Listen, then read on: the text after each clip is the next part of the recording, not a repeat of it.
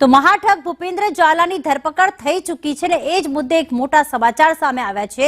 CID ક્રાઇમે વેશ પલટો કરીને અને ભૂપેન્દ્રસિંહને એક ફાર્મ હાઉસમાંથી ઝડપી લીધો હતો।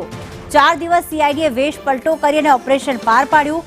વેશ પલટો કરી ઝાલા સાથે કિરણસિંહને પણ દબોચી લીધો। કિરણસિંહે ભૂપેન્દ્રના મળતિયા સાથે સંપર્કમાં હતો। કિરણસિંહનો સંપર્ક ભૂપેન્દ્રની ધરપકડ માટે એક કડી બન્યો।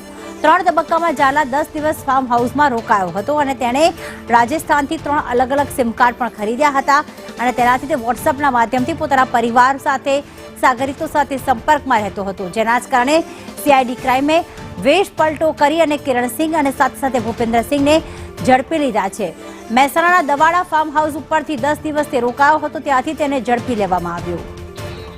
પાયલ અમારી સાથે જોડાઈ ગયા છે। પાયલ, સીઆઈડી ક્રાઇમે ખૂબ જ સિફતતાપૂર્વક આ ઓપરેશન પાર પાડ્યું છે અને વેશ પલટો કર્યો।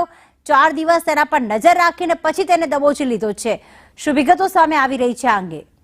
ચોક્કસ પ્રીતિ, બીઝેડ પોન્જી સ્કીમના કૌભાંડના મામલામાં ભૂપેન્દ્ર ઝાલાને આશ્રય આપવામાં આવ્યો છે તેવો નવો ખુલાસો થયો છે અને મહેસાણા દવાડા ફાર્મ હાઉસથી જેને 10 દિવસ સુધી રોકાયો હતો તેવી માહિતી મળી રહી છે। દવાડામાં કિરણસિંહના ફાર્મ ઉપર ભૂપેન્દ્ર જે ઝાલા છે તે 10 દિવસ સુધી રોકાયો હતો। 3 તબક્કામાં ભૂપેન્દ્ર ઝાલા 10 દિવસ જેટલો સમય ફાર્મ હાઉસમાં રોકાયો હતો તેવી વિગતો સામે આવી રહી છે। સીઆઈડી ક્રાઇમે 4 દિવસથી મહેસાણામાં કેમ્પ કર્યો હતો, વેશ પલટો કર્યો હતો અને ત્યારબાદ આ 4 દિવસ સુધી સતત તેના પર વોચ રાખી અને સીઆઈડી ક્રાઇમે વેશ પલટો કરીને ભૂપેન્દ્ર ઝાલાની જે કિરણસિંહ છે તેને પણ દબોચ્યો છે। કિરણસિંહનો વારંવાર ભૂપેન્દ્ર પટેલ ઝાલાના જે મળતિયાઓ છે તેની સાથે સંપર્ક હતો, તેને લઈને આ સીઆઈડી ક્રાઇમ છે તેમને આસાનીથી જે ભૂપેન્દ્ર ઝાલા છે તેના સુધી પહોંચી ગયા છે। ત્યારે કિરણસિંહના સંપર્કમાં સીઆઈડી ક્રાઇમે ભૂપેન્દ્ર ઝાલા સુધી પહોંચ્યા હતા તેવી વિગતો સામે આવી રહી છે। પ્રીતિ, આભાર પાયલ તમામ વિગતો માટે।